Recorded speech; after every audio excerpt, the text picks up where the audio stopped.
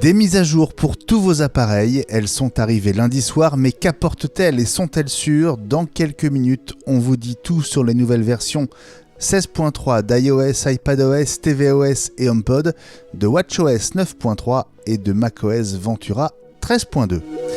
La crise dans la Silicon Valley, plus de 50 000 licenciements en quelques semaines. Ces derniers jours, Microsoft et Google ont à leur tour annoncé plus de 10 000 licenciements chacun, après Meta, Salesforce ou encore Amazon. Et Apple, eh bien on va se poser la question. Et puis retour sur le lancement du HomePod 2 avant sa sortie le 3 février prochain. Les apparences seraient-elles trompeuses ? Et si, au-delà d'un son potentiellement exceptionnel, la nouvelle enceinte était un élément majeur de la nouvelle stratégie d'Apple autour de la domotique ?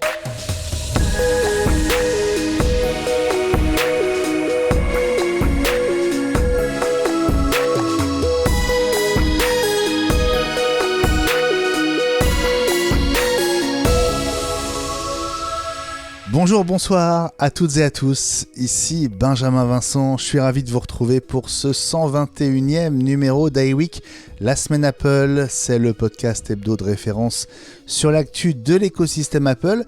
Bienvenue à chacune et à chacun d'entre vous et bonjour à la team iWeek avec aujourd'hui autour de la table virtuelle, Elie Abitbol. Bonjour mon capitaine, je suis là. c'est sympa de prendre la relève de l'absent du jour, Fabrice Neumann. Sympa de te retrouver aussi, Elie. Salut Gilles Dunès. Salut Benjamin Vincent, capitaine, oh mon capitaine. Et oui. Et salut François Le Truédic, autre moussaillon. Bonjour très chers amis, très heureux de vous retrouver autour de cette magnifique table virtuelle et j'ai hâte de pouvoir mettre mon casque Apple pour pouvoir avoir la possibilité d'être en immersion totale avec vous. Ça arrivera et ça nous permettra comme ça d'ajouter Fabrice Neumann qui est donc au fond de son lit. Fabrice, on espère te retrouver en pleine forme dès la semaine prochaine parce que c'est sûr qu'aujourd'hui tu vas nous manquer.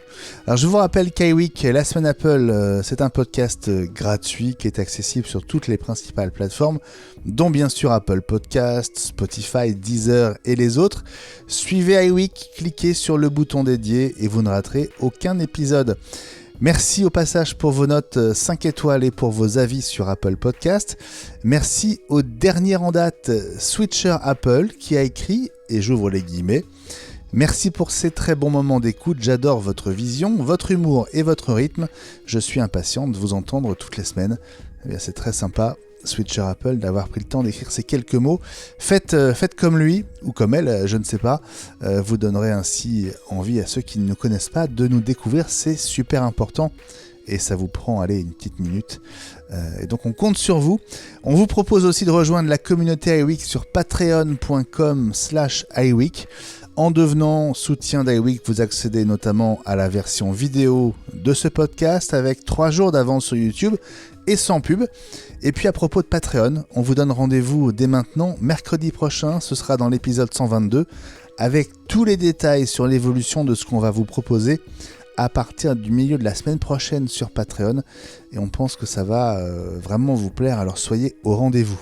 En attendant, place à l'actu. L'info de la semaine, ce sera dans quelques minutes. Ces licenciements massifs chez les GAFAM, mais pas encore chez Apple. Et tout de suite, dans un instant, tout sur les mises à jour des OS. Les versions release candidate étaient arrivées en fin de semaine dernière. On se doutait bien que c'était imminent. Toutes les nouvelles versions des OS sont donc disponibles au téléchargement depuis lundi soir. On va les prendre une par une en détaillant à la fois les nouveautés mais aussi peut-être les risques ou pas à les installer sans attendre. Alors Gilles, on va commencer par toi puisque tu t'es occupé d'iOS et d'iPadOS. On parle donc des versions 16.3 qui sont donc téléchargeables pour nos iPhones et nos iPads. Oui, alors j'ai essayé hier soir, sans succès. Il fallait vraiment faire la queue. J'ai pas trop essayé de jouer avec, mais on a une petite liste et je vais vous la donner. Ouais. Tu veux dire que ça a été compliqué de les récupérer déjà ? Ça a été long.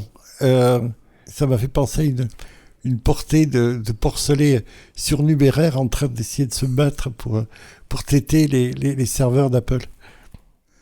Bien.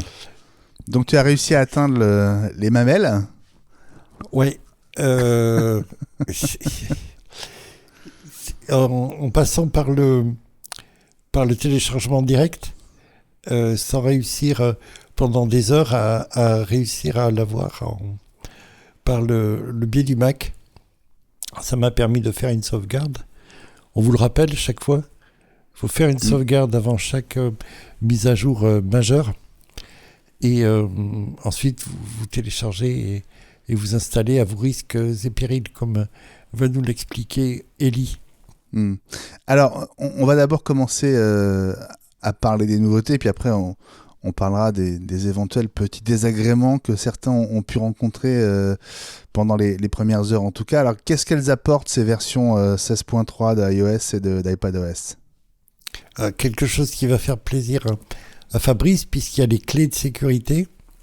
En l'occurrence, une clé de sécurité externe qui offre aux utilisateurs la possibilité de passer par une espèce de petit dongle, comme à la grande époque, qui va permettre de shunter l'identification à 2 facteurs et générer un identifiant unique.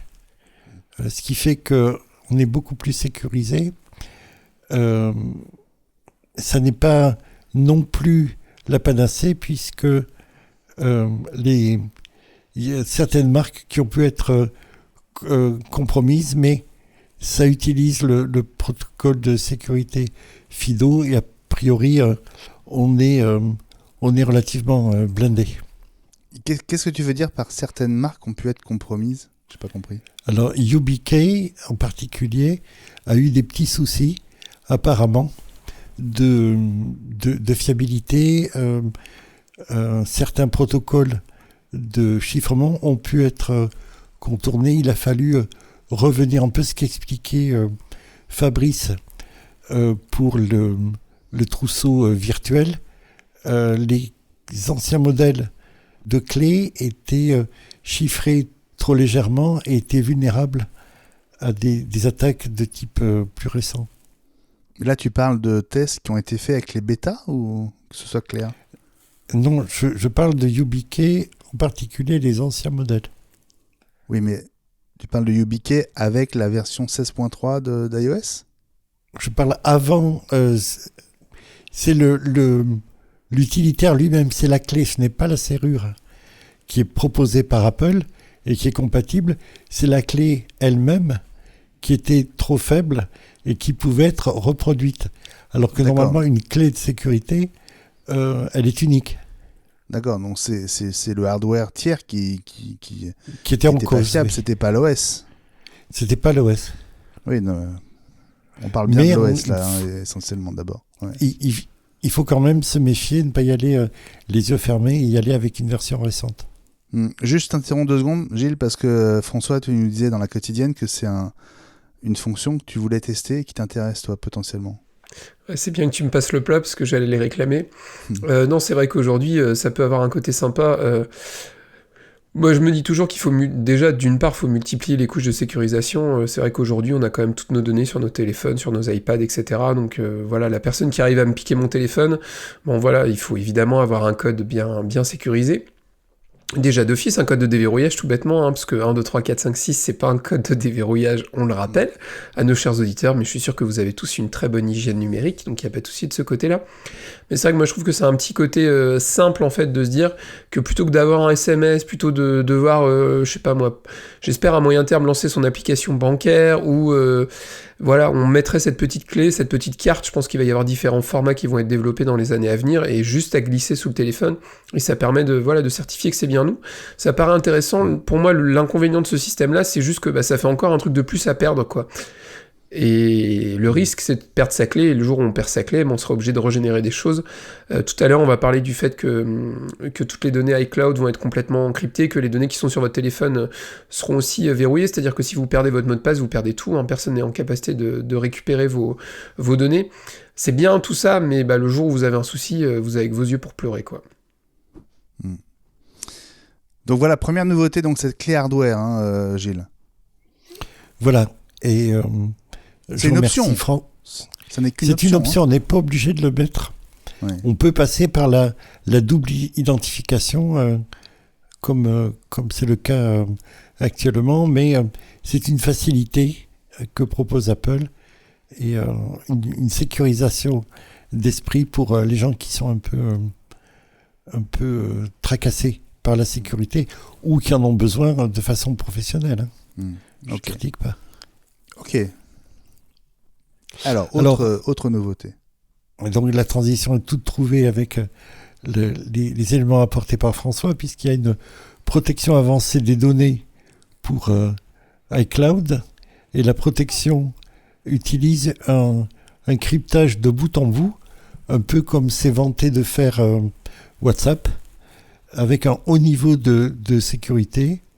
La fonctionnalité est mise à la disposition des utilisateurs aux États-Unis à la fin de l'année dernière, avec la sortie d'iOS 16.2, mais là, iOS 16.3 la met à la disposition de l'ensemble des utilisateurs d'Apple pour le monde entier. Alors, par défaut, Apple stocke les clés de chiffrement de certains types de données iCloud sur ses serveurs pour s'assurer que les utilisateurs peuvent les récupérer en cas de vol ou en cas de perte du téléphone du terminal. C'est optionnel aussi, hein ? Oui, on n'est pas obligé, encore une fois. C'est vraiment quelque chose que on peut utiliser si on tient à voir l'état de l'art de la sécurité et du cryptage des données.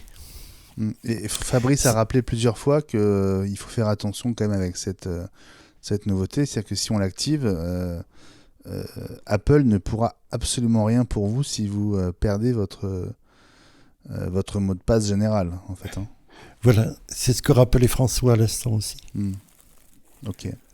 Il y a également un fond d'écran Unity qui est conçu pour célébrer le mois de la mémoire des Afro-Américains qui a lieu en février, et il y a la prise en charge du nouvel HomePod que je crois que François vérifiait de façon compulsive tout à l'heure si la température et le degré d'hygrométrie de ces HomePod mini apparaissaient sur l'application Home. Je te rassure, François, j'ai fait ça 3-4 fois tout à l'heure aussi. Et puis il y a les appels d'urgence aussi qui sont sécurisés. Ils ne se déclenchent que si on relâche les boutons. On fait appel à l'appel d'urgence en appuyant sur les boutons latéraux, et ça ne se déclenche que si on lâche ces boutons. Comme une grenade, et quoi. Puis... Pardon ? C'est comme une grenade. Exactement. Et puis...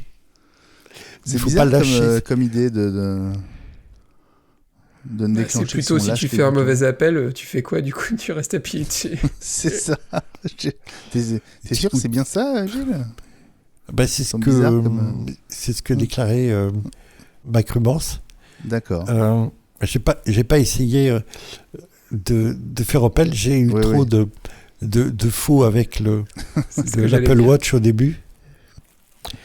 Et puis il y a la stabilisation du défaut qui était sur l'écran, les barres verticales qui polluaient un peu la vision sur les écrans des iPhone 14 et 14 Pro. Là, la mise à jour de l'OS a corrigé le défaut. Bon, tout ça vaut pour iOS et iPadOS, du coup ?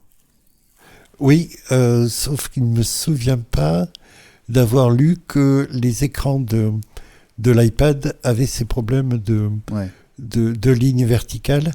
Et puis il y a les corrections de bugs habituelles.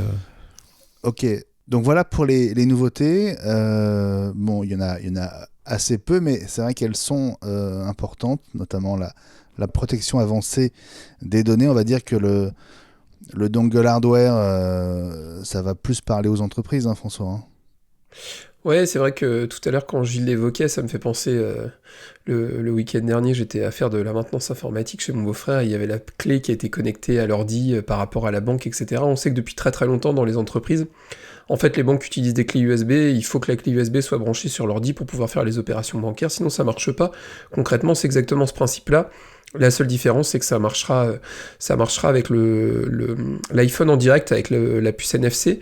Puis d'ailleurs, j'en profite pour dire, j'ai eu l'occasion d'essayer, je sais pas si vous aviez vu qu'il y avait l'application l'identité numérique qui permettait, vous alliez pouvoir utiliser votre carte d'identité comme directement sur l'iPhone, en fait.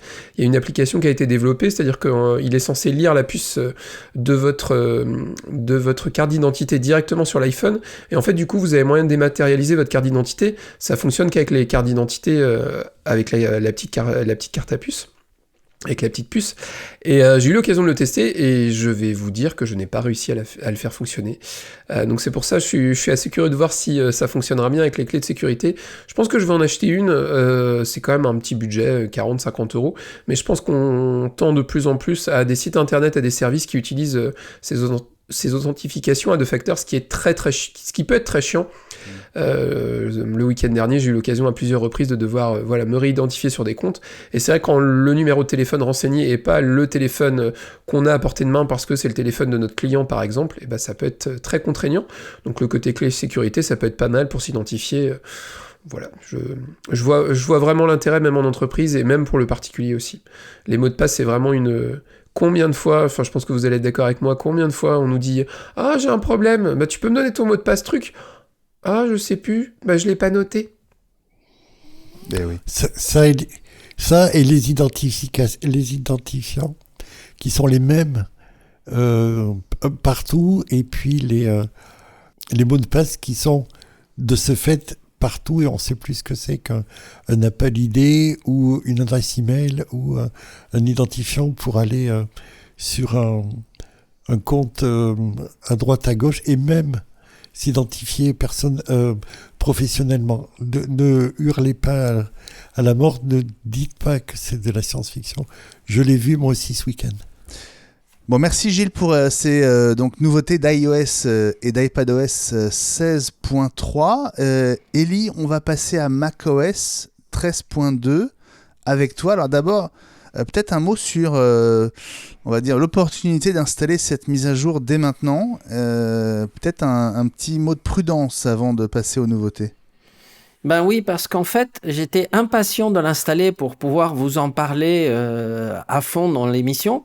Mais quand même, petite précaution, je suis allé voir un peu sur 2-3 sites ce que pensaient les utilisateurs. Et il n'y avait rien apparemment de très anormal jusqu'à ce que je tombe sur le post d'un utilisateur qui a dit il est très bien, sauf si vous utilisez Safari, parce que moi, quand j'ai fait ma mise à jour hier, il a mélangé tous mes signés. Il en avait plusieurs milliers, disait-il, tous classés dans des dossiers qui ont résisté à une dizaine de mises à jour au moins. Et le fait de passer à 13.2, il a retrouvé, je sais plus, il a dit près de 10 000 signés, tous mélangés et plus aucun dossier. Alors, et il est très, très, très en colère contre Apple. Il a fait un post au vitriol. Donc, je n'ai pas d'autres preuves, mais du coup, je ne l'ai pas installé. Heureusement, j'ai mes machines de démo qui sont arrivées en début d'après-midi. Donc, j'ai des machines en 13.2 sous la main pour vous en parler. Et je pourrais d'ailleurs vous les montrer. C'est les toutes belles, toutes nouvelles M2 que j'ai là, juste à côté de moi. Mais 13.2, moi, je ne l'ai pas installé. Pas encore. D'accord. Mais je peux vous dire ce qu'il y a. Alors voilà, on va quand même s'intéresser aux nouveautés, avec ce préambule qui donc doit vous inciter à la prudence, en tout cas pendant les quelques heures ou les quelques jours qui viennent, le temps qu'on fasse la lumière sur cette histoire de signer. Alors, qu'est-ce qu'il y a de nouveau dans cette mise à jour 13.2 de macOS, Ellie ? Alors, des choses dont vous avez parlé, je crois. Donc, la première, c'est qu'il y a le support des clés de sécurité pour votre Apple ID. Et donc, ça, vous en avez parlé, donc je ne reviens pas. Il y a la protection avancée pour iCloud, donc qui permet aussi de supprimer les clés qu'Apple aurait stockées sur certains serveurs permettant de récupérer son compte dans certaines conditions. Si vous cochez la sécurité avancée, il efface ces clés. Et là, c'est vous qui êtes totalement responsable. Apple a fait ça en particulier pour que les utilisateurs se sentent protégés par rapport à certains organismes de l'État, certaines agences fédérales qui pourraient, parce qu'ils le savent, demander les clés de sécurité. Et là, Apple peut dire, mais c'est les clients qui ont choisi, on ne les a plus, ces clés. Ouais. Alors, il y a un point à préciser qu'on avait évoqué avec Fabrice dans la quotidienne il y a quelques jours, c'est que pour pouvoir activer cette fonction, il faut que tous vos appareils référencés dans iCloud soient mis à jour avec les dernières versions, celles dont on parle aujourd'hui. S'il y a un seul de ces appareils qui n'est pas à jour, vous ne pourrez pas activer cette protection avancée des données. Ce qui quand même est aussi un frein potentiel. Il suffit qu'on ait un vieil iPhone qui traîne ou un vieil iPad et c'est pas possible. Et d'ailleurs, c'est valable aussi pour le HomePod. Hein. Oui. Tous les appareils doivent être en dernier système, puisque tous partagent des choses à travers iCloud, ne fût-ce que le mot de passe d'accès à Apple Music dans le cas du HomePod. Ouais. Donc, il faut que vraiment tous y soient. Et ceci me permet, on va quand même continuer avec quelques fonctionnalités de Ventura 13.2, mais puisqu'on parle justement de cette mise à jour nécessaire pour l'ensemble des appareils, ça me rappelle cette mise à jour qui était indispensable déjà avec iOS 16.2 par rapport à la mise à jour de Home et de votre système HomeKit et qu'Apple a retiré et qui n'est pas revenu en 16.3 parce que j'ai fait la mise à jour iOS 16.3, celle-là, elle est, comme vous avez dit, elle est safe, donc on peut la faire. Mais par contre, je pense qu'Apple n'a toujours pas trouvé la solution à ce problème sur HomeKit, parce que l'idée était intéressante de la nouvelle architecture qui était de dire plutôt que ce soit l'application Home quand elle se connecte qui fasse le tour de tous vos devices dans la maison, il peut y en avoir un certain nombre pour certains d'entre nous, en fait ce sont les HomePod ou l'Apple TV, donc celui qui est border router, qui tient la liste à jour puisque lui il est en principe dans la maison, il est toujours connecté et en fait l'application Home s'adresse à son routeur préféré, lui dit tous les appareils sont là donc ça va plus vite. Mais il faut que ça marche. Et apparemment, ça ne marche pas. Bref, donc ça, c'était une petite parenthèse. Pour le reste, qu'est-ce qu'ils ont fait ? Ils ont corrigé un bug dans Freeform. Bon. Et puis, ils ont corrigé aussi un problème un peu bizarroïde qui fait que VoiceOver n'envoyait plus de feedback audio. Bon, ce qui, pour certaines personnes, peut être un gros problème. Hein. Donc, toutes les personnes avec un problème d'accessibilité, c'était important et donc là ça a été corrigé. Pour le reste, franchement, ça s'arrête là. Hein. Donc c'est vraiment, il n'y a pas beaucoup de détails. Hein. Ouais, ça veut dire que donc vraiment la grosse nouveauté transversale, c'est la protection avancée des données, qui justifie presque à elle seule qu'il y ait une nouvelle version pour chaque appareil existant. En fait, non. Mais ce n'est pas une nouveauté, quoique si, c'est une nouveauté. La principale nouveauté de 13.2, c'est le support des Mac M2. Parce que ce soit pour le Mac Mini ou que ce soit pour les MacBook Pro, sans 13.2, il ne marche pas. D'ailleurs, ça a amené un truc rigolo. C'est pour ça que aujourd'hui, ça a été une journée compliquée. C'est parce qu'on a reçu des machines, celles qui arrivent, je ne sais pas pourquoi, hein, en 13.0, pas en 13.1. Non, en 13.0. Ah oui ? Et d'usine. Et donc la 13.0... Comme quoi elles étaient prêtes depuis longtemps. Ça confirme ce qu'on se disait. Mais c'est vrai. Et donc le problème, c'est que quand on installe, nous, pour les magasins, la démo automatique de ces machines, le fait d'essayer de les enrôler dans notre système de DEP qui en fait gère les machines du magasin, qui est contrôlé par Apple, si on n'était pas en 16.2, ça plantait tout le système et il fallait reformater les machines et tout installer. 13.2, oui. Oui, j'ai dit encore une bêtise, excusez-moi. 3. 13.3. 3. 13.3 ? Non, 13.2. 13.2 pour... oui. Ah si, 13.2 pour Ventura. 13.2. Oui. 13.2.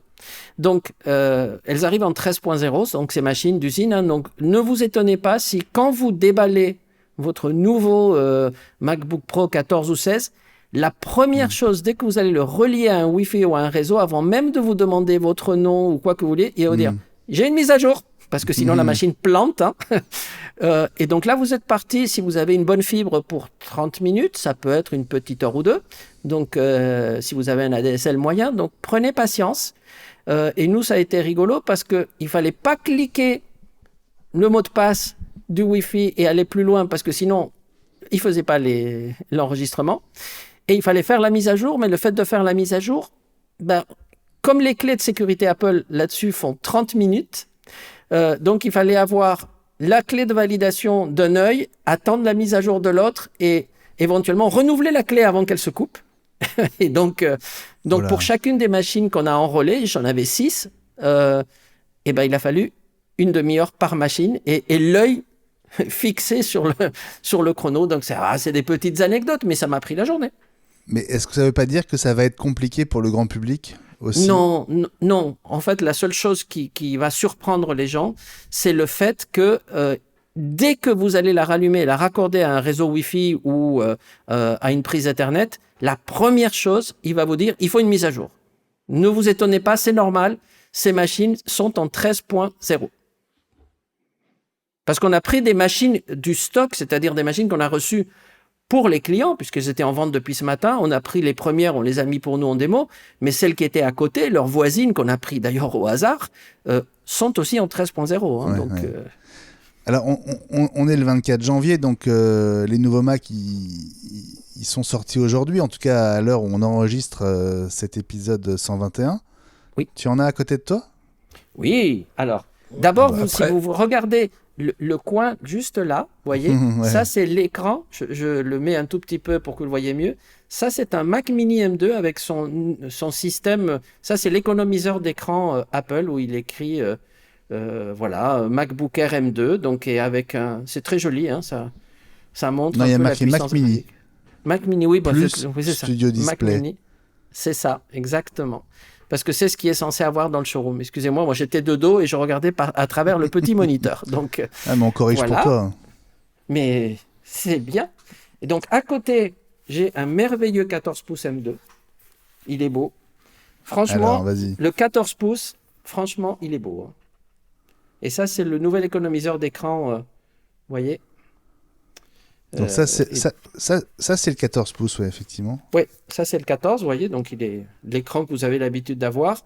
Alors, j'ai fait quelques petits essais au démarrage, hein, depuis 14 heures, entre deux clients, parce que je pouvais pas le mettre dans le showroom, il n'était pas sécurisé, il n'y avait pas les démos, donc j'allais me cacher derrière, je faisais 2-3 trucs, bling, la porte s'ouvrait, hop, retourne à ton travail. Mais franchement, j'avais l'autre 14 qui était à côté. Il a l'air un tout petit peu plus...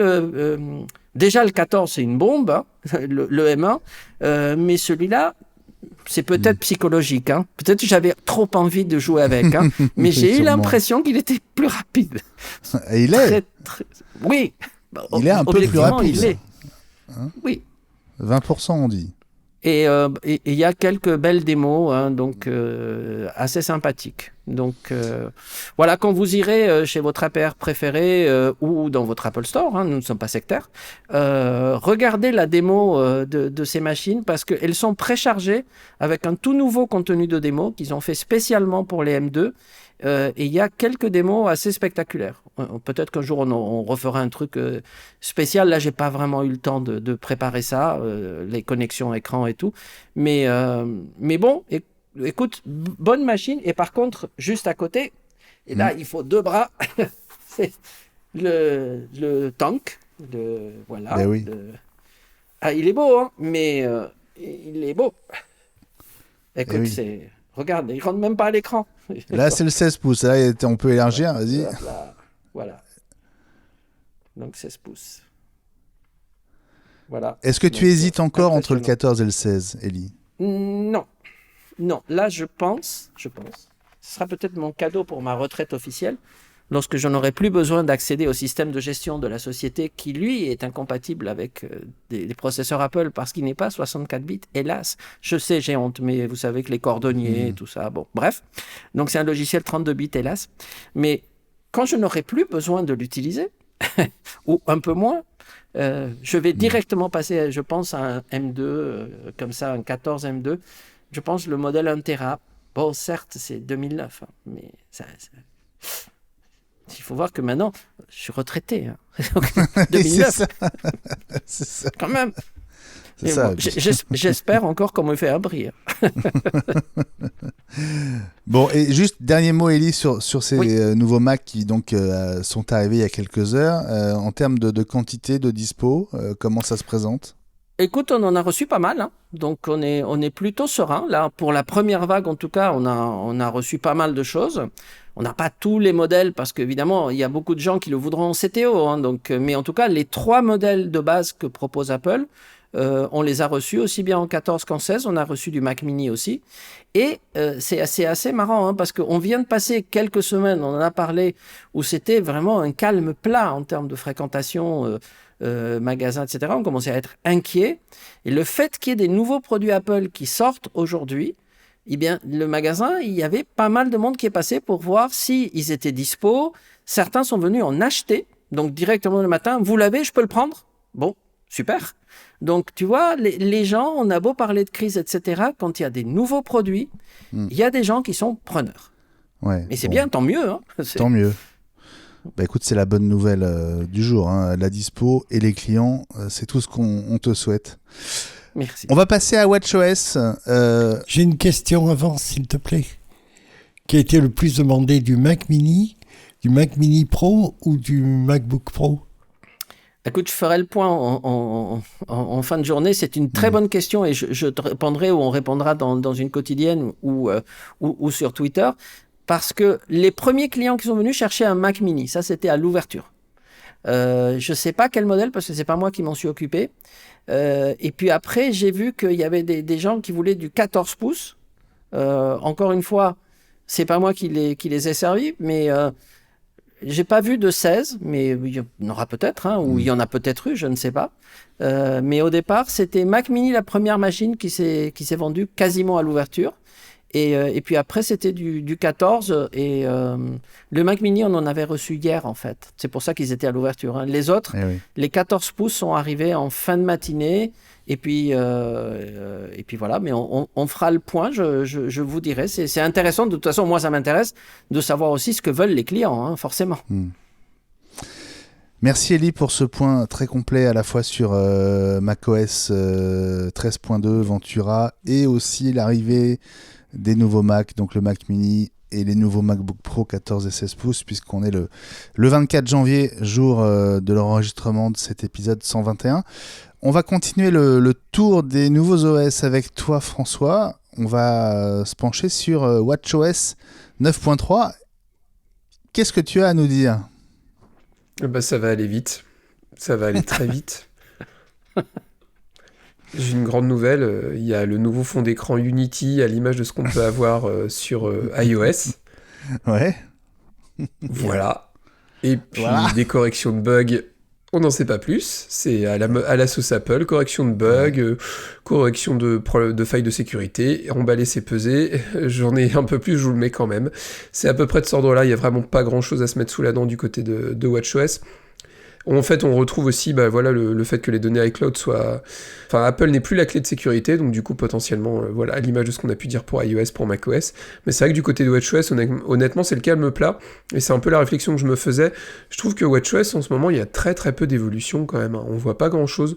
Alors, on voit des petites choses quand il y a des nouveaux cours qui sont proposés par Apple Fitness. Mais en dehors de ça, honnêtement, les nouveaux bracelets Unity sont disponibles aussi depuis aujourd'hui. Je sais pas si, Ellie, tu en as reçu ou c'est une... Non. Pas encore. C'est exclusivité Apple Store. Je suis pas sûr.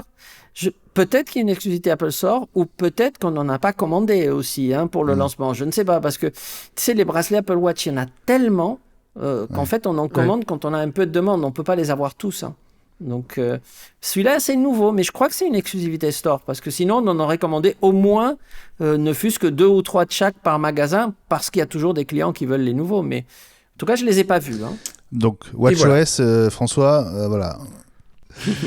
Alors, François, quoi de neuf pour les HomePod et les HomePod mini? La principale nouveauté de HomePod OS 16.3, c'est évidemment l'arrivée de ces nouveaux HomePod qui ont tant fait parler sur les réseaux, n'est-ce pas? Je vais pas rentrer dans les détails parce que Gilles nous l'évoquera tout à l'heure, hein, mais c'est vrai que voilà, il y a une compatibilité avec ces nouveaux HomePod, et puis surtout, moi, le petit truc évidemment qui a beaucoup attisé ma curiosité, je sais que c'est pareil pour Gilles, c'est le fait que l'activation de ce petit capteur de température et d'humidité soit enfin activé et disponible. J'ai voulu le faire hier soir, et puis hier soir, en fait, j'avais pas la mise à jour de HomePod OS, donc je me suis dit, oh, il y a un petit bouton mise à jour bêta, tiens, je vais tester, avec ça devrait marcher. Donc c'est ce que j'ai fait, effectivement. Effectivement, il a fait la mise à jour. Très bien. Et c'est tout. Et ce matin, j'avais rien sur l'application maison. Donc je me suis dit, ah tiens, bizarre, bon. Donc je me suis dit, ah mais oui, je suis bête, je suis pas passé en 16.3 sur mon iPhone, donc ça doit être pour ça. Donc j'ai fait la mise à jour aujourd'hui. Je rappelle que j'ai une fibre. Voilà, lapsus, j'en rêve tellement, que j'ai un ADSL de merde à la maison, donc pour faire les mises à jour, c'est toujours très compliqué. Et j'ai fait la mise à jour sur mon iPhone, et là ce soir en rentrant, tout guiret, je me dis chouette, je vais pouvoir avoir ces informations-là qui concrètement serviront pas à grand chose, mais pour le plaisir de les avoir, et je ne les ai pas sur l'iPhone, toujours pas, malgré le fait que l'iPhone soit aussi en 16.3. Donc je vais essayer de creuser ça pour essayer de comprendre pourquoi, mais par contre j'ai gentiment demandé à mes chers HomePod mini de me donner la température de la pièce dans laquelle je me situe, c'est-à-dire dans le bureau, et il m'a donné la température, étonnamment une température qui n'était pas la même. Il m'a donné, parce que j'ai des HomePod en stéréo, et donc ils sont situés de chaque côté de mes écrans. Là, vous voyez, je fais une amplitude qui est pas énorme si vous avez la version vidéo. Mais voilà, j'avais un petit écart de quelques 0,2 ou 3 degrés, pas grand-chose. On rappelle que la température sera indiquée entre 15 degrés et 30 degrés, c'est-à-dire que si vous avez une température inférieure à 15, logiquement, il ne sera pas en capacité de vous le dire. Et au niveau du taux d'humidité, c'est 30 et 70. Alors j'ai dans l'idée de mettre un HomePod dans mon garage, parce que ça arrive de temps en temps de bricoler, j'ai un petit HomePod mini qui attend. Donc je ferai le test et je vous dirai si effectivement on arrive à avoir les températures inférieures. Moi je serais curieux de voir ça. Tu peux nous rappeler comment on fait la mise à jour des HomePod mini? Parce que je suis sûr qu'il y a plein d'auditeurs qui ne savent pas. C'est le Saint-Esprit? C'est loin d'être évident. Non, je rigole. Je parle pas des AirPods, hein, je parle du HomePod. Hein. Non, mais mais c'était une vanne. Hein. Mais sur les HomePod, c'est simple. Vous avez l'application Apple Home, l'application maison. Une fois que vous êtes dans l'application maison, vous avez 3 petits points en haut à droite qui vous permettent d'aller régler le domicile. Et dans réglage du domicile, vous avez une petite fonctionnalité mise à jour. Et là, en l'occurrence, c'est mise à jour automatique. Et là, je vois que mes HomePod ont bien été mis à jour. Et étonnamment, je n'ai que mes HomePod mini qui ont été mis à jour. Mes 2 HomePod classiques, les gros, les vieux, hein, le vieux modèle, très obsolète, n'est-ce pas, ne sont pas encore à jour. Mais voilà, vous pouvez le faire par là. Moi j'en profite pour redire un petit truc par rapport à ça. Oubliez pas que vous avez moyen d'utiliser un périphérique, un ordinateur comme un Mac mini ou un MacBook qui serait allumé tout le temps. Vous pouvez en fait lui demander d'être un serveur de cache d'application si vous avez beaucoup de périphériques Apple et des périphériques avec des systèmes qui sont un peu similaires en fait. Plutôt que d'aller télécharger la mise à jour sur chacun de vos périphériques en direct des serveurs Apple, en fait votre Mac va servir de serveur de cache, c'est-à-dire qu'il va mettre en tampon un certain nombre de gigas de fichiers. Bref, n'hésitez pas, vous pouvez le faire à partir du menu pomme réglage système, et c'est dans la partie partage où vous pouvez activer ce serveur de cache. Et au niveau du HomePod, il y a une autre petite nouveauté. Alors je crois que c'est une fonctionnalité qui est réservée au HomePod mini et aux nouveaux HomePod. En fait, il est en capacité, si par hasard vous avez une alarme qui se déclenche chez vous, il est en capacité de répéter en fait cette alarme pour l'amplifier. Alors j'ai pas eu l'occasion de le tester, puis je pense pas que je vais le tester tout de suite parce que je suis dans une maison mitoyenne et je pense que mes voisins commenceraient à s'inquiéter un petit peu. Donc voilà pour la mise à jour du HomePod, la 16.3, accessible via l'application maison, mais ça suppose donc d'avoir mis à jour son iPhone d'abord. Hein. Alors non, oui, mais... étonnamment, tu peux mettre à jour tes HomePod sans avoir mis à jour ton iPhone. On va pas se quitter sans dire un mot de tvOS. Oui. Ou pas. Ou pas, mais juste le mentionner. Rien. Oui, parce que tvOS, moi j'ai regardé, j'ai même regardé les infos développeurs. Correction de bugs, amélioration de performance, support des clés, point. Je veux dire, il y a rien. Donc, Je l'ai installé, j'ai regardé s'il y avait des changements, s'il y avait par hasard l'icône de l'application maison. Non, toujours pas.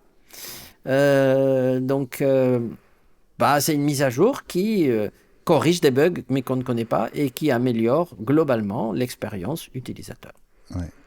Bon. Et je suppose qu'il supporte les HomePod en 16.3 et les HomePod quand ils arriveront avec la nouvelle spatialité, parce que évidemment il faut que l'Apple TV puisse spatialiser le son vers ses HomePod. Absolument. Donc voilà pour les différents OS. On vous rappelle juste en termes de prudence, attention avec macOS 13.2. Pour l'instant, oui. Voilà, l'histoire des signets n'est pas tout à fait claire. Attendez qu'on en sache plus, peut-être 24-48 heures avant de faire cette mise à jour. Vous risquez de retrouver tous vos favoris sans dessus-dessous, ce qui peut être très embêtant si vous avez pris des années à les mettre dans des dossiers bien classés. Allez, on marque une petite pause et on se retrouve dans un instant avec l'info de la semaine, c'est licenciement massif chez les GAFAM. À tout de suite. L'info de la semaine, ce sont ces licenciements massifs chez les géants de la tech. Plus de 50 000 personnes sur le carreau en quelques jours, quelques semaines, parce que ça a grosso modo commencé au mois de novembre avec les annonces, notamment chez Meta, chez Salesforce aussi. Les dernières annonces en date, elles datent de la semaine dernière. Mercredi, c'était Microsoft qui annonçait 10 000 suppressions de postes. Un peu plus de 4% de sa masse salariale sur 221 000 salariés. Et puis vendredi, c'est Google qui, à son tour, annonçait 12 000 suppressions d'emplois. Alors, ces deux dernières annonces s'ajoutent à celle d'Amazon, 18 000 personnes, celle de Meta, 11 000 personnes. La moitié du personnel de Twitter a aussi été remercié après l'arrivée d'Elon Musk. Alors, une petite partie...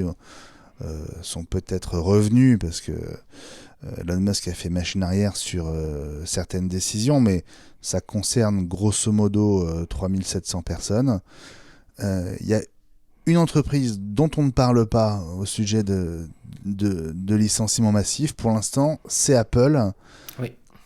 Est-ce qu'Apple est protégé par un certain nombre de décisions et aussi peut-être de sources de revenus qui continuent d'alimenter l'entreprise, ou est-ce que vous pensez que c'est une question de jours ou de semaines et que Apple ne pourra pas éviter des économies comme chez ses voisins et concurrents? Qu'est-ce que vous pensez de la situation? Élie, je te sens concerné par le sujet. Écoute, pour l'instant, il n'y a pas d'annonce particulière. La seule chose qu'on voit, nous, c'est que, à notre niveau, c'est que tous les budgets sont en train d'être coupés, les budgets de communication, les budgets marketing, des choses comme ça qu'on a l'habitude d'avoir, ils ont été vraiment taillés dans le dur. Ce qu'on a vu, c'est la baisse l'auto-baisse de salaire de Tim Cook, qui, lui, doit bien connaître la situation. Il a dit qu'Apple gelait les embauches. Sauf des embauches stratégiques. Mais les postes de base. Il n'a pas dit qu'il licenciait. Maintenant, les résultats Apple sont début mars, si je me rappelle bien. Donc, reste tout le mois de février à traverser. Non, c'est le 2 février, les annonces de résultats. Le 2 février, je croyais que c'était début mars. C'est la semaine prochaine. Ah, ok. Alors, on n'a plus longtemps à attendre, alors. Ok. Bonne précision, parce que je me disais comment on va traverser février. Mais il y a un certain nombre de choses qui sont un peu bizarres. Par exemple, ces produits qui devaient sortir, qui sortent pas, puis qui sortent de façon un peu précipitée, avec pas le bon système installé, mais il fallait les sortir, et tant mieux d'ailleurs, parce que ça a au moins provoqué un frémissement chez les clients. Apple est un peu dans la fébrilité. Il y a cette annonce qui, moi, me préoccupe beaucoup, qui dit les Apple Glass sont, pour l'instant, mis presque en stand-by de façon indéfinie. Ça, c'est une mauvaise nouvelle chez Apple, parce qu'après avoir dit pendant 5 ans qu'ils investissaient des milliards de dollars, que c'était le successeur à l'iPhone en termes d'image, etc., que c'était le produit d'après, le fait de dire on les met en pause, on ne sait pas jusqu'à quand, soit ils se sont heurtés maintenant à un problème technologique qu'ils n'arrivent pas à régler, Soit ils sont très prudents sur le marché. Voilà, donc. Mais regarde, Ellie, Meta qui supprime donc 10 ou 11 000 postes, ça va affecter notamment le Reality Labs, qui est le labo qui travaille sur le métavers et sur les casques, etc. Donc, Zuckerberg joue son avenir non seulement sur ses produits, mais sur cette nouvelle dimension de l'Internet, etc. Donc, Microsoft, c'est pareil, hein, les licenciements, ils touchent essentiellement HoloLens et tout ce qui a trait à la réalité augmentée, à la réalité virtuelle. Donc, moi, je trouve que c'est très, très étonnant, jusqu'à l'annonce d'Apple, effectivement, de décaler les lunettes. Mais en fait, oui et non. J'arrive pas à comprendre. Et ce qui est sûr, si tu veux, c'est que Zuckerberg a parié sur le métavers. Ça a été le premier. Tout le monde a dit, mais pourquoi faire ? Mais pourquoi il parle de ça ? Jusqu'à changer le nom de sa boîte quand même, hein, parce que Facebook, c'était bien connu. Meta, bon, un peu moins. Et il semblerait, moi, tous les échos que j'ai des copains chez Meta hein, qui travaillent, hein, y compris dans la division, justement, Reality Labs. Et ce qu'ils me disent, c'est que le métavers n'a pas trouvé son public. Donc, je pense que tel que l'a imaginé Zuckerberg, à part pour faire des meetings, j'allais dire des réunions, enfin oui, des réunions ou des meetings avec des petits avatars, pourquoi est-ce que tu achèterais un casque à 1000 ou 1700 euros pour faire des réunions que tu peux faire avec Zoom? Parce que Zoom, très intelligemment, quand ils ont vu que le métavers de Facebook, ou de Meta, pardon, marchait pas très bien, ils ont sorti une nouvelle version de Zoom qui reste gratuite, où tu mets des petits avatars, si tu le souhaites, à la Zuckerberg pour faire tes réunions. Donc, ils disent, nous, c'est le métavers, mais il est gratuit. Donc, et sans casque. Bon. Et sans casque. Il n'y a pas besoin de casque. Donc, tu vois, il y a des petits malins qui surfent, etc. Mais je pense qu'aujourd'hui, moi, je ne connais personne qui soit dans le métavers de Facebook et qui trouve ça bien ou utile. Personne. Ce en quoi celui d'Apple est censé être différent. On le verra au niveau du casque quand il sortira, parce que le casque Reality One ou Reality Pro, eux ne sont pas stoppés. Hein. Ils sont trop proches de la sortie pour qu'ils les arrêtent. Mais par contre, ils ont intérêt à nous sortir un OS qui soit tellement différent de celui de Meta et de Microsoft que les gens adhèrent, parce qu'il faut qu'il soit totalement différent, totalement nouveau et novateur. Il faut que les gens s'y retrouvent. Sinon, jamais tu payes $3,000 ou $2,000 pour avoir un Facebook bis. Donc, Gurman disait ce week-end que Reality OS, ça allait être iOS en 3D. Ah, bon. Sans plus ? En gros, c'est ce qu'il expliquait, oui. Oh, il y aura des petits trucs quand même. Si c'est juste avoir des icônes en 3D... Je sais plus là, tu vois. Moi, je suis très troublé par ces décisions presque synchronisées chez Microsoft, chez Meta et chez Apple autour des projets liés aux environnements immersifs, à la réalité augmentée. C'est très, très étonnant quand même, non ? Peut-être que les gens n'ont pas envie de passer leur journée dans un monde parallèle avec un casque, un peu comme à l'époque de Second Life, hein, rappelez-vous, il y a des années et des années. Regarde, Meta, tu l'as dit, ils ont changé de nom pour s'appeler Meta, donc François.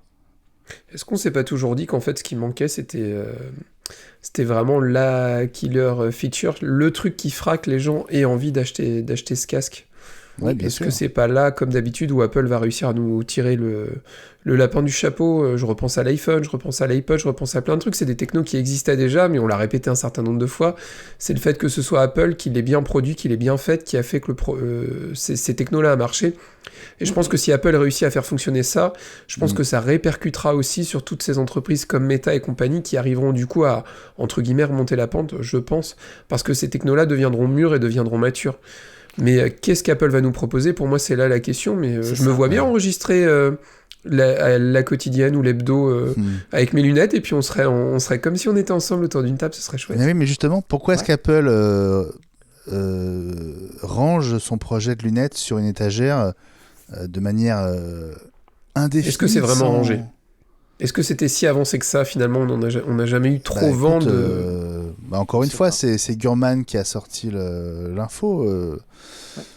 ça peut encore changer, mais on lui fait suffisamment confiance pour se dire que s'il a avancé ça, c'est qu'il avait quand même des biscuits sérieux, quoi.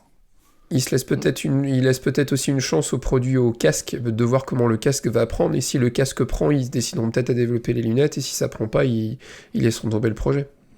Gilles ? Oui, pour répondre à ta première question, pourquoi les autres et pas Apple ? C'est une question de vision et de modèle économique. Meta, Google sont extrêmement dépendants de la publicité.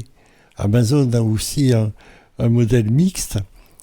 Et si la vache à lait sont les services web, et si les gens diminuent leurs achats de services web, les revenus baissent d'autant. Et donc j'en viens à mon histoire de vision. Il n'y a pas de vision, je pense, chez Microsoft, chez Google. Il y a des opportunités, alors que Apple a une vision stratégique et des secteurs stratégiques dans lesquels ils investissent quoi qu'il arrive. Ils restent sur ce qu'on appelle le cœur et quitte à réduire la voilure sur ce qu'on appelle le contexte, c'est-à-dire les services annexes, le soutien, etc. Pour prendre une image, Apple perd ses feuilles quand le temps devient plus difficile, tandis que chez les autres, on coupe carrément une branche. Mais comment tu comprends la décision d'Apple, si elle est confirmée, de reporter à l'infini le projet autour des lunettes ? Je pense que c'est une question de composants.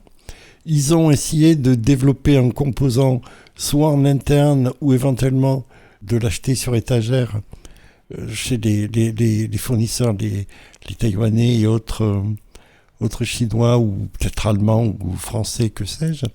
Et ce composant-là ne vient pas, donc on remet sine die. C'est ce qui a failli arriver au lecteur de disquette du Macintosh, le premier.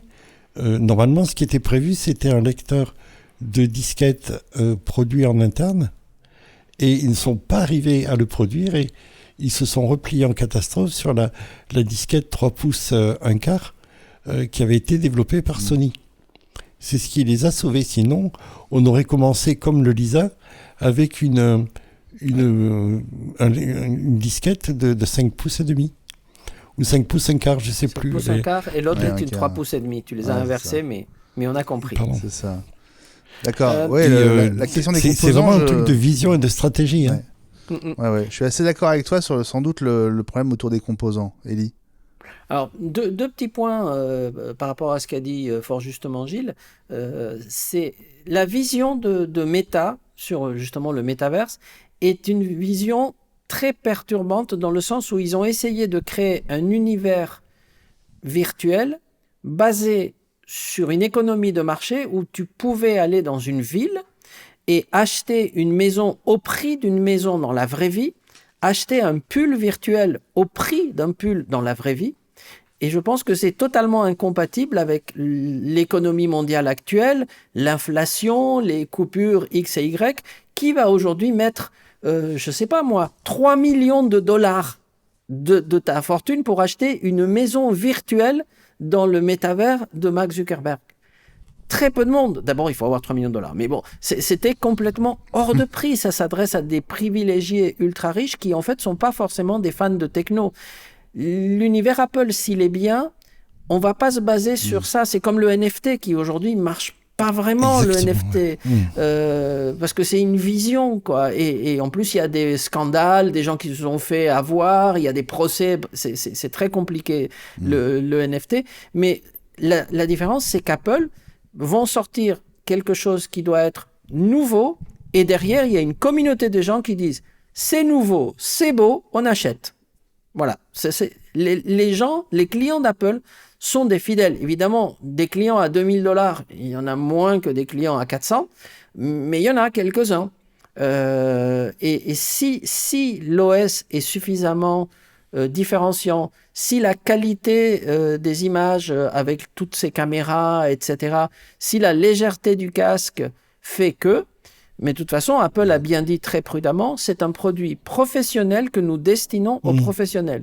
S'ils sortent un produit de visualisation 3D pour des voitures, par exemple, tous les constructeurs de voitures vont l'acheter. S'ils font un système qui permet, grâce au LiDAR, ça fait des années qu'ils travaillent dessus, qui permet à un architecte d'intérieur ou à une agence immobilière de faire une visite virtuelle d'un appartement ressemblant à de la réalité, ils peuvent acheter un casque qui va être utilisé de façon professionnelle et qui va leur faire gagner beaucoup de temps pour faire pareil, visiter un appart, une villa, etc. Regardez, est-ce que vous sentez devant? Est-ce que ça vous plaît? Oui, allons la voir en vrai. Mais déjà, est-ce que ça vous plaît? Là, il y a une possibilité. L'autre chose, c'est que certains comme Google ou Microsoft, je pense qu'ils se sont pris de plein fouet le succès incroyable de l'intelligence artificielle. Ils travaillent tous sur de l'intelligence artificielle, mais c'était des projets confidentiels, presque qui en tâche de fond, se disant peut-être dans 3 ans, dans 5 ans, on va le sortir, on travaille, on va voir s'ils sont intelligents ou pas, nos intelligences artificielles et tout. Et puis est arrivé OpenAI, il a dit regardez, bing, regardez comme ça marche bien. Et alors là, ça a été vraiment panique. Je connais plusieurs personnes chez Google, ils ont dit c'était comme si on avait eu une bombe atomique en plein milieu de notre campus. C'est-à-dire qu'ils se sont dit, est-ce que notre business model est mort? Est-ce que notre moteur de recherche peut être remplacé par un ChatGPT, ce qui est d'autant plus idiot que ChatGPT n'est pas connecté à Internet. Donc pour faire une recherche Internet avec un moteur non connecté, mais il peut répondre des choses, mais pas des choses en temps réel. Vous cherchez un resto à Nice, c'est pas ChatGPT qui va vous le dire, ou alors c'est un vieux resto. Donc, d'ailleurs, ce qui est intéressant, c'est que Microsoft s'est tout de suite positionné par rapport à OpenAI. Ils vont quand même injecter 10 milliards de dollars. Alors qu'ils avaient investi 1. Donc là, ils multiplient par 10 leur mise, parce qu'ils étaient déjà dedans. Parce qu'ils veulent préempter. Bien sûr. Bah oui. C'est ça. Et sachant ils pensent à Bing, ils pensent à Bing ou ils pensent à quoi à Microsoft en faisant ça? Parce que certainement. Du coup, ce qu'ils dépensent dans OpenAI, ils cessent de le dépenser en salaire. Enfin, c'est un peu comme ça. Visiblement, ils évoquent une intégration dans Office. Oui. Étonnamment. Alors, c'est pas la première idée qui me viendrait, mais c'est ce qu'ils ont l'air de dire. Oui, c'est ça. Au lieu de sortir, d'aller dans Azure, je ne me souviens plus le nom du navigateur de Edge. Bing, c'est le moteur. Edge. Au lieu de sortir et d'aller dans le navigateur, on va refaire un Spotlight qui sera directement intégré dans la suite Office, dans le navigateur, sachant que la particularité d'OpenAI, c'est que il est dans un bac à sable isolé de toutes les pollutions de l'écume d'Internet et des réseaux sociaux. Ce qui n'est pas le cas de certains de ses concurrents. Certains de ses concurrents sont très connectés à Internet. Et, ils ont le souvenir d'ailleurs ils avaient fait un essai Microsoft en disant venez apprendre des choses à notre intelligence artificielle, et il y a tout un tas de trolls qui s'étaient donnés à cœur joie, et ils en avaient fait un équivalent d'un militant de QAnon débordant de haine. Enfin, ça a été une catastrophe, et ils l'ont retiré rapidement. Ils ont mis fin à l'expérience. Donc c'est des trucs à manipuler avec précaution. Donc c'est peut-être un marché qu'ils ont tous raté, qui se disent, attends, et si on faisait de l'intelligence artificielle en priorité, ne nous laissons pas décrocher par les autres, et on voyait le métavers un peu après, si jamais c'est possible. En plus, ça coûte cher, parce que mais c'est tellement à la mode. Moi j'ai participé à des réunions ici avec la métropole Nice-Côte d'Azur. Ils sont tellement persuadés que c'est génial, ils voulaient développer en urgence un métavers ville de Nice. Et je leur ai dit non mais attendez, calmez-vous. pour faire quoi? Parce qu'il vaut mieux Nice, il vaut mieux l'avoir en vrai. Hein, donc, Oui, c'est ça. faites venir les gens sur place, parce que s'ils restent chez eux, ils viennent pas chez nous. Hein. C'est ça. Mais Bon, tellement juste de par- gens en parlaient. C'est- Par rapport à Apple, pour revenir à Apple, Ellie, tu confondais février et mars, mais c'est peut-être parce que le 10 mars, ce sera la réunion annuelle des actionnaires d'Apple. Oui, C'est peut-être cette Ah, date-là oui. que tu avais en tête. oui, pas le trimestriel, absolument. Tu as raison. Et c'est vrai qu'entre le 2 février et le 10 mars, il peut se passer beaucoup de choses. C'est vrai que le fait que Tim Cook ait de lui-même divisé son salaire par 2, en gros, hein, sur 2023, c'est sans doute un signe de fébrilité. Bah, ils s'attendent à une année difficile. Hein.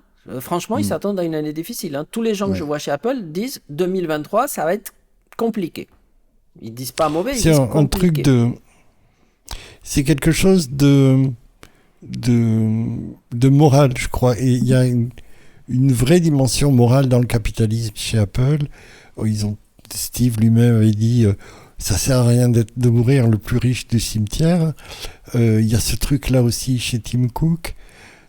Et donc là, il renonce à la moitié de ses bonus. Oui, non, mais parce c'est que facile à dire, les mais rés- en attendant, il les résultats sont pas là. Quoi. prend un... Et donc, Moi, ça me fait un peu Mais- marrer, quand même. non, parce qu'il n'y a C'est pas un d'autres. geste. Il y c'est a un des. geste. Il y a tout un tas de gens, compris parmi les chefs d'entreprise français de très grosses boîtes, dont les résultats se cassent la gueule et qui doublent ou qui Oui. multiplient leur salaire en disant je me mets au niveau des autres et c'est ma décision et vous n'êtes pas content, je vous merde. Mais Il y a ce Très truc-là. mauvais message. C'est un très mauvais message. Le Oh. message positif de Tim, c'est que il anticipe une année qu'il sent ou qu'il sait difficile, parce qu'ils ont des prévisions à un Oui. autre niveau que ce qu'on peut avoir nous. Mm. Moi, j'avoue que dans l'histoire d'MCS, il nous est arrivé quelquefois, mon frère et moi, de réduire notre salaire de façon volontaire parce que c'était soit ça, soit licencier des gens. Et on a préféré baisser notre salaire que licencier des gens. Donc, on aurait pu dire, non, mais nous, on a notre salaire, attends, les autres, bon, on peut en virer un ou deux, c'est pas grave. Donc, il y a une forme de moralité, je suis d'accord avec ça, mais ces gens du CAC 40 qui ont doublé ou triplé ou multiplié par 100 leurs bénéfices, ces sociétés, alors que avec l'inflation qu'on a et le prix de l'électricité, il y a des gens qui n'arrivent pas à la fin du mois, les résultats de certaines sociétés du CAC 40 sont honteux. Ok, c'est capitalisme, ok, mais sont honteux par rapport au contexte actuel. Mais c'est comme ça. Et il y a autre chose aussi, c'est que la plupart des cadres de haut niveau ont valorisé leurs bonus et les stocks options et ont vendu leurs actions. Tim Cook a gardé les siennes. Et donc il dit je ne me paie pas sur la bête, je suis aux commandes et ça secoue un peu, il y a des paquets de beurre, mais je continue. Oui, mais moi j'ai une Comment bonne dire explication à ça. Hein. C'est que l'action Apple était tombée à $124 il y a quelques jours. Là, elle est en train de remonter un peu. Bah non, il s'en fout pas, non. Bah non. Non. Ah non. Donc, Bah non. Ah non. il prend. Je veux dire, personnellement, il n'est pas à ça près. Non, mais il va pas les Non, vendre quand mais- l'action est au plus bas. C'est juste. Et Les c'est autres pas bon l'ont pour la fait. boîte non plus. Je veux dire, c'est encore pire pour la boîte si le boss vend quand l'action est au plus bas. Ça veut vraiment dire qu'il saute du bateau. C'est la quoi. panique, hein. Là, c'est Bah clair. oui. Hein. Donc je suis pas Oui. d'accord avec toi du tout, Gilles, là-dessus. Non, ça serait un signal pour la Il y a- bourse. Ça serait énorme si Tim Cook vendait ses actions maintenant. Ça serait vraiment la panique. Hein. Donc, Il aurait pu en valoriser un certain nombre en disant bon, j'ai besoin mais de après, sous. il y a le- Après, il y a la question du besoin. Il a besoin de sous pour refaire la salle de bain, ouais, c'est ça. Ouais, c'est ouais. Voilà. Puis il y a la Non, question mais- du niveau. En fait, enfin, on est sur des montants qui sont quand même assez énormes. Je peux entendre qu'on peut avoir des gros trains de vie. Tim Cook est quand même pas réputé pour ses frasques. Et pour autant on pouvait dire à l'époque Steve Jobs et son bateau ou son yacht, etc. Tim Cook a pas l'air d'avoir une vie vraiment de star et à claquer de l'argent. Donc tout bêtement, peut-être qu'il s'est dit voilà, il a senti, comme le dit Ellie, le vent tourner en se disant voilà, l'année va être compliquée. On voit qu'au niveau mondial, hein, au niveau financier, c'est compliqué. Bah, plutôt qu'on on lui force à baisser son salaire a posteriori ou qu'on le dégage, il anticipe et il dit bon bah voilà, moi je diminue un peu ce que je me mets dans la poche, il aura quand même de quoi manger demain, quoi. Faut pas s'inquiéter outre mesure. Maintenant, c'est entre guillemets bon prince, et quand on peut entendre tous les dirigeants du CAC 40 ou autres qui sont partis avec des parachutes dorés, etc., oui, c'est bon prince. Mais je trouve que ça correspond plutôt à la personnalité de Tim Cook, qui a quand même l'air d'être quelqu'un de relativement intègre, je trouve, dans ses combats. Ouais. Il y a aussi un point très important, c'est que Apple est en train de se désengager fortement du marché chinois au niveau de la production, et il peut y avoir des inconvénients. D'abord, ça coûte cher. Il faut trouver des pays, il faut trouver des usines, il faut les mettre en route, etc. Et de notre côté, les Chinois, ils vont pas adorer perdre ces marchés-là. Donc, il peut y avoir des répercussions au niveau des ventes d'Apple dans le marché chinois. Donc, d'un côté, il y a le gouvernement américain et surtout le Congrès actuel qui, si Tim Cook dégage pas une grosse partie de ses activités en Chine, vont lui tomber dessus. Et de l'autre côté, il y a les Chinois qui disent « Oui, mais si vous partez de chez nous, on ne va pas vous rendre la vie facile. Hein. » Donc, il est pris vraiment entre le marteau et l'enclume. Donc, je ne suis pas tout à fait d'accord avec Elie. D'une part, la Chine est devenue chère à la production, et ce depuis maintenant 10 ans. Et c'est pour ça qu'il va au Vietnam, aux Philippines ou en Inde. Et il se désengage un peu, mais c'est pas seulement les gouvernements, les administrations américaines, ça représente un risque systémique. J'ai un peu râlé là-dessus depuis plusieurs années. C'est identifié maintenant comme un risque systémique, et Apple se doit de se désengager de la Chine. On ne sait pas ce qui peut advenir. Bon, en tout cas, moi, je fais un pari. Ça m'est venu il y a quelques jours. Je ne sens pas Tim Cook passer l'année 2024. C'est mon sentiment à moi. Je ne suis pas sûr qu'il partira dans l'année, mais à mon avis, s'il ne part pas en 2023, il partira en 2024. C'est juste mon sentiment à moi. Mais voilà, je n'en sais rien et je n'ai aucune certitude, mais j'ai l'impression que le board, pour tout un tas de raisons, au bout d'un moment, va avoir envie de le remercier pour tout ce qu'il a fait, et va avoir envie de 109 à la tête d'Apple. Ce sera un autre sujet. Je vous laisse y réfléchir. Un bonus Patreon, peut-être. Voilà, un très gros bonus Patreon, effectivement. Bon, je vous laisse y réfléchir. Ouais. Il partirait avant que la voiture sorte et avant que les Apple Glass sortent. Quel aveu d'échec. Bah, si les Apple Glass sont remis sur une étagère indéfiniment, bon, oui. Hein. Bah oui. Oui, c'est pas bon. En même temps, il restait une petite place à côté de la télé. Hein. C'est pas faux. C'est pas faux. Non, le casque sera peut-être son dernier gros projet nouveau. On verra. Dans un instant, on se retrouve tous les quatre, et notamment avec toi, Gilles, pour ta mise au point de la semaine. La mise au point de Gilles Dounès. Gilles, cette semaine, tu voulais revenir sur le lancement du HomePod 2, et notamment avec la présentation qui en a été faite à un certain nombre de journalistes tech américains. Oui, Apple a fait une sorte de pré-présentation dans des conditions très standardisées, comme eux seuls savent le faire, dans une sorte d'appartement témoin, d'après ce qui a fuité, avec bien entendu des morceaux choisis au sens propre du terme, mais également un temps d'écoute hyper formaté, un placement imposé dans la pièce, interdiction de prendre des photos, etc. etc. Ouais, alors je précise qu'un appartement témoin comme celui-là, il y en a un à Londres, juste à côté de l'Apple Store de Regent Street. Hein. J'y suis allé une fois. Ça a fonctionné, Gilles. Quels ont été les premiers tours de nos confrères américains ? Alors tout le monde a été agacé par les contraintes imposées par Apple, mais tout le monde a également été impressionné par le son de ce nouvel HomePod, y compris Chris Welch, qui a été envoyé par The Verge et qui a fait tout son possible pour faire passer l'idée qu'il n'y avait pas grand-chose de nouveau du point de vue du son par rapport au premier modèle, qu'il n'avait pas testé. Enfin, c'est pas lui qui avait signé le test, entre parenthèses.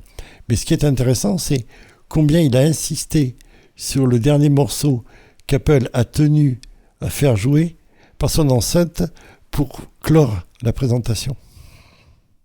Oui, on en a parlé d'ailleurs lundi dans la quotidienne, hein, c'est la version d'Hotel California par les Eagles au concert d'Inglewood en Californie en 2018.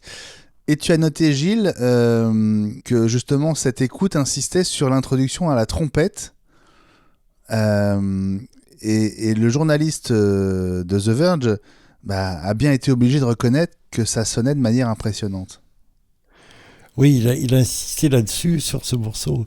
Cette partie assez longue, il faut dire que l'album est disponible sur le Music Store en version Dolby Atmos et qu'Apple l'a pas choisi par hasard, puisque la prise de son a été particulièrement soignée avec des micros un peu partout dans le stade. Mais à mon avis, c'est pas la seule raison. D'abord parce que les Eagles ne sont pas des inconnus chez Apple. Tu te souviens de la phrase « Hell falls over » prononcée par Steve pour annoncer la version d'iTunes pour Windows.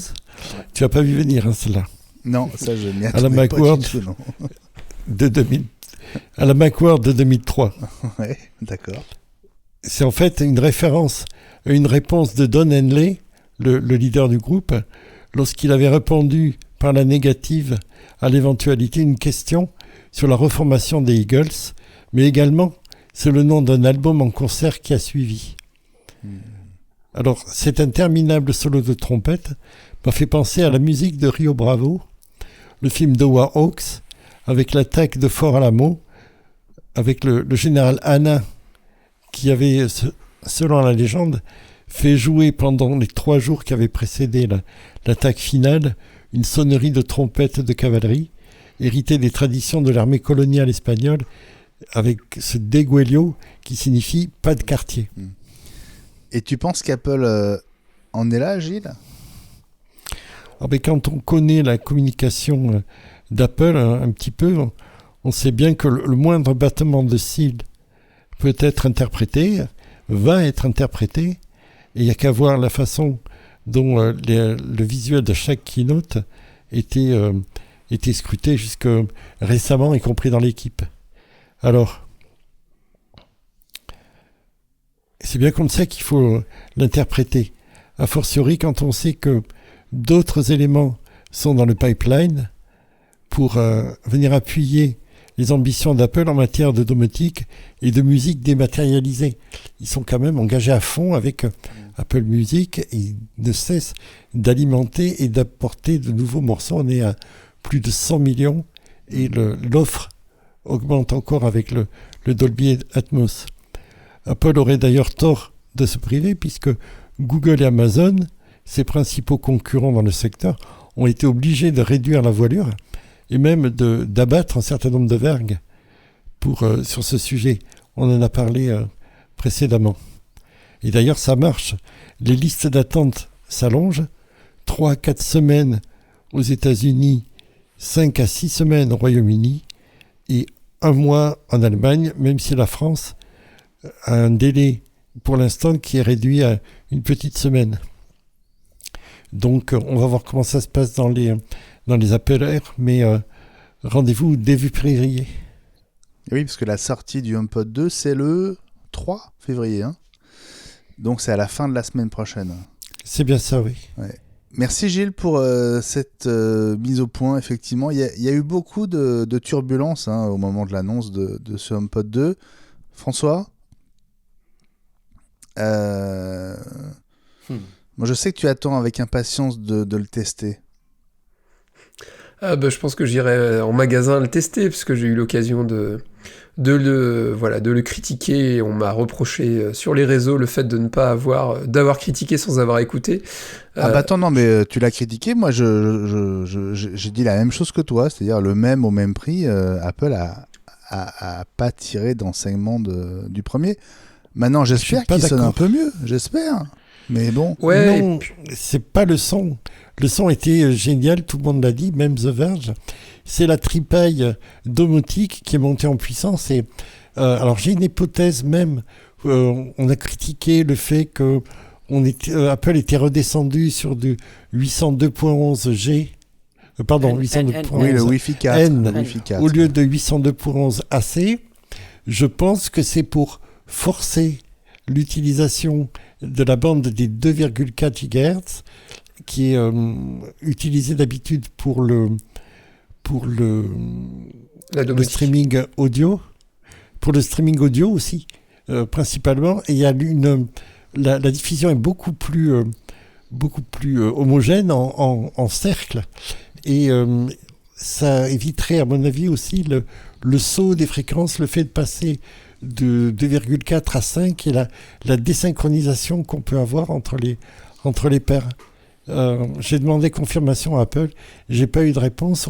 On verra après ce qui sera dit pendant les présentations avec les ingénieurs Apple. Ouais.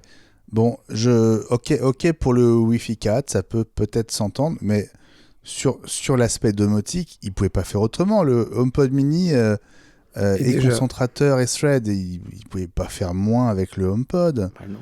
C'est bien pour ça qu'ils ont supprimé l'autre. C'est pas un argument. Mais Ouais. ils ont remis le HomePod à niveau du HomePod mini. Ils ont enlevé la première version parce que c'était un premier les orteils dans l'eau pour tester la température de l'eau du bain. Ils n'étaient plus à la hauteur. Non, mais c'est une mise à jour, mais c'est pas un nouveau HomePod. Non, mais pardon.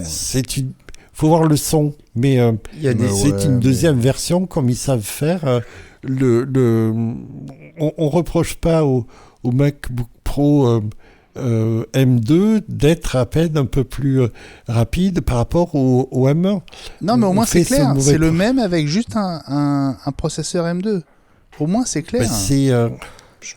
À mon avis, c'est la même chose pour le HomePod. Je pense que moi, on a vu des bruits circuler aujourd'hui, je sais pas si vous avez vu les news, donc on est mardi, comme quoi en fait le HomePod de première génération aurait été retiré parce qu'il y aurait eu des problèmes au niveau de la qualité, c'est-à-dire qu'il y aurait eu pas mal de pannes, etc. Donc c'est quelque chose qui est sorti sur les sites d'ActuMac, je sais pas, mais moi je maintiens malgré tout que voilà, il y a eu l'argument de l'inflation, etc. Moi je trouve que c'est un produit à 350 balles qui est entre guillemets hors sol. Je trouve, et pour finir et clôturer sur ce sujet-là, moi j'ai beaucoup de soucis de déconnexion en ce moment sur les HomePod. Je pense que c'est aussi lié à la qualité de mon réseau Wi-Fi et au fait que je sois en ADSL et pas en fibre. Et ça m'arrive régulièrement en fait que les HomePod ne fonctionnent plus, se déconnectent, ok très bien. Et hier soir à un moment j'ai un de mes deux HomePod qui s'est déconnecté, donc du coup j'avais plus le son en stéréo. Et honnêtement la différence de son en stéréo c'est top. Mais je trouve qu'en mono, le son est pas si bon que ça. Le son prend vraiment du corps en stéréo, donc ça veut dire que ça vous revient à quasiment 700 balles. Ouais. Et je trouve que 700 balles pour deux HomePod, ça reste trop. Moi, je fais une prévision, malgré l'ajout de la domotique dans le HomePod, il ne vendra pas plus que le premier modèle. Hein. Bah, ça sera encore une déception pour Apple, parce que ce que je peux vous dire, c'est que pour le lancement, c'est le produit qu'ils mettent en avant, bien au-delà, pour l'instant, des MacBook Pro M2 et du Mac Mini. Ils ne nous parlent que du HomePod. Et vraiment, on attend ça comme le Messie. Enfin, en tout cas, eux, ils attendent ça, le déploiement HomePod. Vous allez voir, HomePod, soyez prêts, HomePod, touchez à rien, HomePod. Les posters, on a reçu HomePod, les cours qu'on passe, les HomePod. Donc, c'est vraiment l'annonce. Et à un moment donné, je leur ai dit, mais vous savez que vous avez annoncé des MacBook Pro M2 quand même, hein? Ouais, HomePod. J'ai dit, ouais, d'accord, ok. Bon, si vous voulez. Tu me fais Donc, penser non, ils y croient, hein. Tu me fais penser au sketch de Will Ferrer sur le iPod. C'est une parodie de la campagne de pub Switch. Je ne sais pas si vous l'avez. J'essaierai de mettre le lien sur Twitter. Et je mettrai également le lien avec les deux morceaux, celui de Rio Bravo et celui d'Hotel California. Bon, tu sais, moi, je pense que du point de vue d'Apple, ils doivent se dire ah non, mais vu l'inflation, il aurait dû être plus cher. Là, déjà, voilà, la bonne nouvelle, c'est qu'il est au même prix qu'au lancement du 1. On va rappeler Ouais, que le 1 avait baissé légèrement de prix à 329 €. Et que c'est là où il avait commencé à se vendre. Ouais. Voilà, et là à 349, en fait, le 2 en fait, est au même prix que le 1 au lancement. Voilà, je maintiens ce que je pense, je suis tout à fait sur la ligne de François. Et maintenant, effectivement, on va attendre de l'écouter. Et j'ai envie de dire, j'espère qu'à la moindre des choses, qu'il ait un son exceptionnel. Sinon, sinon on va en faire du petit bois, quoi. Ouais, mais C'est le dollar qui lui a fait gagner 20%, entre 10 et 20%. Il n'a pas bougé. Moi, Il n'a pas je suis bougé aux très États-Unis. Moi, je suis très... Oui, ça, c'est sûr. Moi, je suis très curieux de l'écouter parce que Apple est très fort au niveau manipulation du son, les beamforming, ils sont très forts. Mais là, ils vont à l'encontre de ce que font tous les autres. Parce que, vous savez tous, moi, ça fait je ne sais pas combien de dizaines d'années que je suis un passionné de musique. Un caisson de basse, le boomer, il est toujours vers le bas. Les tweeters, ils sont hauts depuis que les enceintes existent. C'est toujours été comme ça. Et Apple, là, dans ce nouvel HomePod, il nous met le boomer vers le haut et les tweeters en bas, à l'envers de toute l'industrie. Il y a forcément un truc. Parce que si c'est ça qu'il faut le marche... mettre à l'envers. Oui, et là, tu vois plus l'affichage. Mais comme ils l'ont pas changé, c'est ce que j'ai dit, de toute C'est façon, ça. on ne le regrettera pas. Mais ça le rendra un peu instable. Mais non, mais sérieusement, mettre le boomer vers le haut, à part que ça va faire bouger l'afficheur, hein, peut-être que ça va le faire vibrer, j'attends de voir, parce que c'est pas comme ça que marche, en principe, une enceinte. Donc, bon, on va voir. On va voir. Merci en tout cas, Gilles, de nous avoir ramené au sujet du HomePod. Tu vois qu'il y a un sujet un peu clivant, mais on est entre nous, donc ça se passe bien. Ah, c'est bien. Allez, on se retrouve dans 3 secondes avec nos coups de cœur et nos cartons de la semaine, peut-être.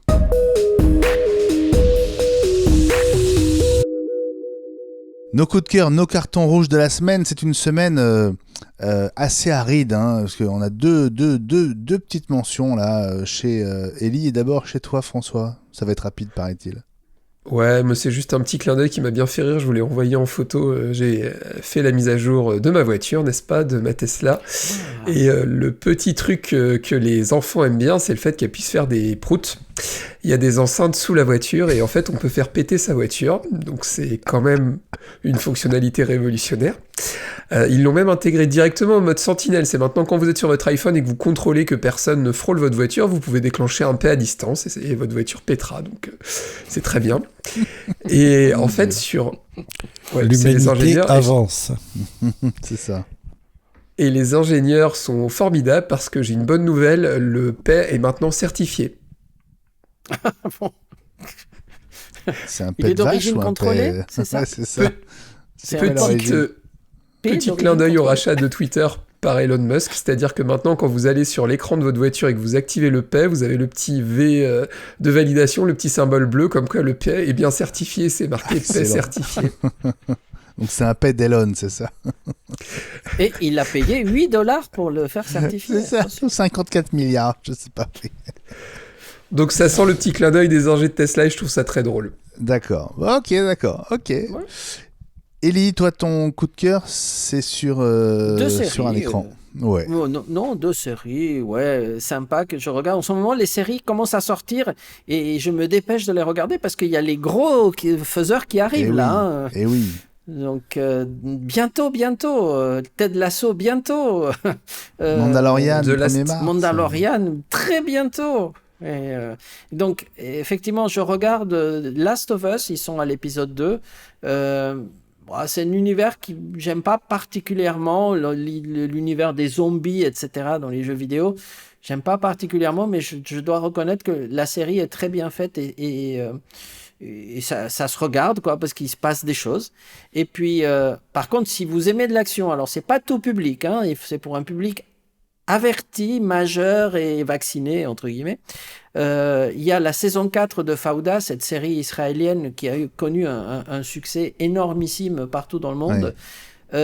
Et le premier épisode, ça démarre sur les chapeaux de roue et ça ne s'arrête pas. C'est pendant 1 heure t'es accroché à ton siège et tu te dis, oh punaise, mais quand est-ce que ça s'arrête? Et puis l'épisode 2, c'est pire. Donc là, je suis au 2. C'est un truc, il faut prendre son souffle, hein, mais c'est pas facile à regarder, mais c'est tellement bien fait et tellement intense pour ceux qui aiment les séries d'action. Allez jeter un coup d'œil, c'est juste dingue. Fauda, c'est sur quel... Netflix. Quel opérateur Netflix. Ok. Merci Ellie, merci François pour ces 2 coups de cœur, 2 ou 3.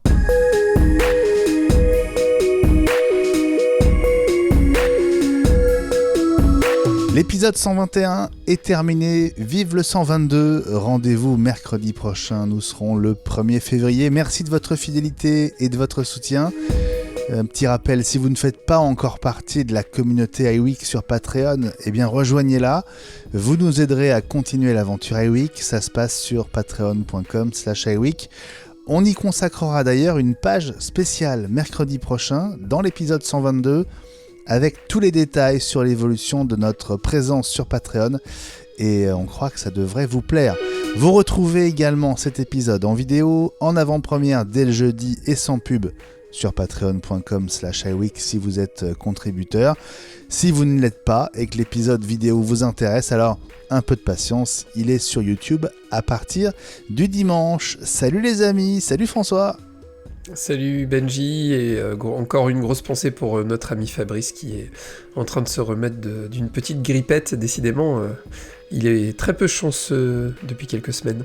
Exactement, mais il paraît qu'il prend son thé au citron et au miel avec un mug exceptionnel, donc ça va forcément lui porter bonheur.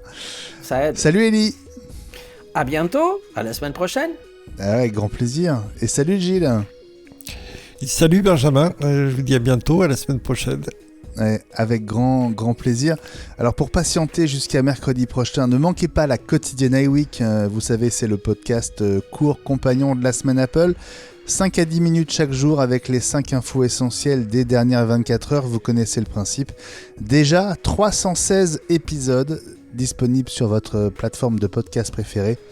Un clic sur suivre ou sur s'abonner et vous ne manquerez plus aucun épisode. Et en plus, c'est gratuit. Suivez-nous sur les réseaux, Twitter @iWeekNews, Instagram @iWeek.news. Prenez bien soin de vous, parlez d'iWeek autour de vous. Vous le savez, vous êtes nos meilleurs ambassadeurs et on a besoin de vous. Passez une bonne soirée, une très belle fin de semaine et à mercredi prochain. Salut à tous, bye bye. Ciao, bye. Bye bye.